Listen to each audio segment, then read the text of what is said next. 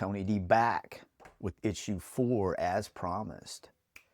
Issue 3, we left off. Robo Cop in the future, this dystopian apocalypse where the Terminators are ruling the humans, wiping them out. And Robo Cop inserted himself as a virus into Skynet and survived for decades, took over a factory, and rebuilt himself. So, issue 4, this is a good tie-in with issue 1 because issue 1 started out just like this. It's a repeat and it's done for a reason. So RoboCop is now with his new body in this future that we were introduced to in issue 1. Brilliant writing, Frank Miller. Also, I love how they do these little, they look like Ed 209s. I think everybody loves Ed 209, but so there's our soldier. She's not aware of everything from the first 3 issues. They do hint her subconscious. It's there, but she's like, who's this guy? But she feels like she can trust him. So RoboCop, he's uber powerful right now, and he's helping the humans. This was an important part of the story where the dog trusts him, and dogs hate Terminators, so it gives you an element there where some trust can be built. RoboCop ain't having these Terminators. So they have some interaction. They talk. She has some sympathy for him. He's really all machine now since his consciousness is really in software right now. And he knows the Terminators are coming. He can sense them. He's tied in. And the Terminators, they're like, okay. They launch a nuclear strike. And RoboCop, he takes care of it. I love how he does it too. He uses his legs as thrusters, puts them on there, and he sends it right back. I'm always talking about Walt Simonson and his energy. Like, it's so good. Yeah, Terminators, they just do desserts. So he's coming back in. He's burning up, coming back in re-entry, and there's enough left where he gets her to take him to a factory. And I love how they give him the teeth with that grimace. So she tells him, hey, why don't you just you're in a factory, make an army of yourself. And he's like, why didn't I think of that? So that's what he does. It's really cool. Love the visor. Got the teeth. It's great. And this part's funny, like this little Terminator dog. She mentions how she hates it, how they make him cute. Done. So here come the Terminators marching. I like how they have him like in unison. And this panel work is great. Love panel work where it's like, boom. Do that a lot. Oh, and this is a treat. Yes, a treat. I got to get another copy of this just to get this Ed 209 cut out. I bet you could get a copy that's really beat up for a good price. Perfect one for the last issue. So back to the action. RoboCop sends his army out. It's pretty powerful. There's a lot more panel work. This one's in reverse. I just noticed that.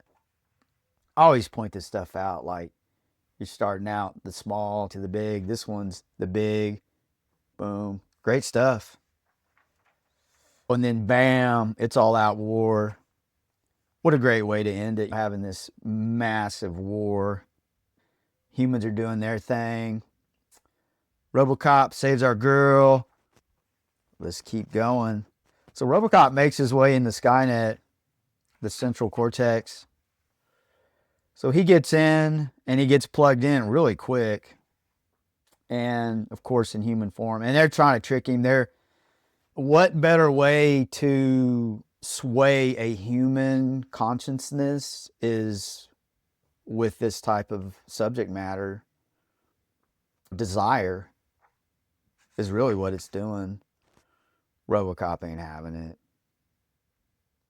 But it's interesting how Skynet, the AI, knows that humans, this is probably their biggest weakness, is desire.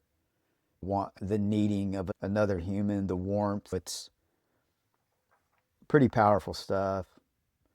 Yeah, she gets wounded gravely, and he's still inside. Like, he can control the bodies outside, but he's still inside. And he just takes care of it inside the system. And yeah, he just more great panel work. The boom. Yeah, great. Oh, even bigger. Bam. That's a great splash page. Love it. Then, she perishes, and they always have Robo Cop, like, never smiles. They kept that emotionalist vibe going on. And now we're back to issue 1 when she, if you remember, she materializes in front of a vehicle. So I thought it was her coming back for some reason, but you have a big pile of flesh, and it's to get himself back in time to do what he's doing. He's trying to reset everything like back to normal from the get-go. So he had to wrap himself in flesh. So he goes to Skynet, and he takes care of it. And he just fades away. I love that.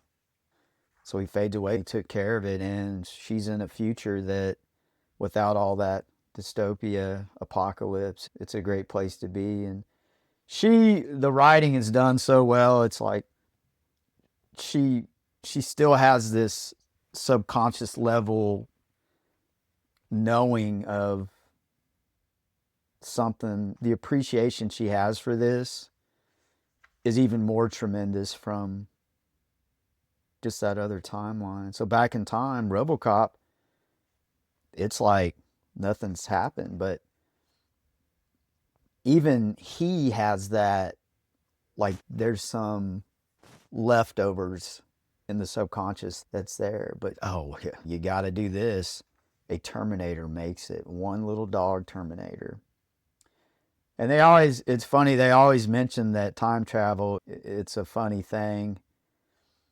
So this little dude makes it back, and he overshot his mark. And it's funny, a T-Rex takes him out. Like, that is a really good ending where it's a dinosaur taking out the tippy top of technology that was developed. Great ride. Totally love it. This is setting me off on a tangent of, I'm going to go to the local comic shop. There's even more Frank Miller RoboCop stuff. I have one issue somewhere and I can't find it, but the comic shop has some, and I'm going to hit it. That's why I love when people recommend things. The channel's for you guys, as far as I'm concerned.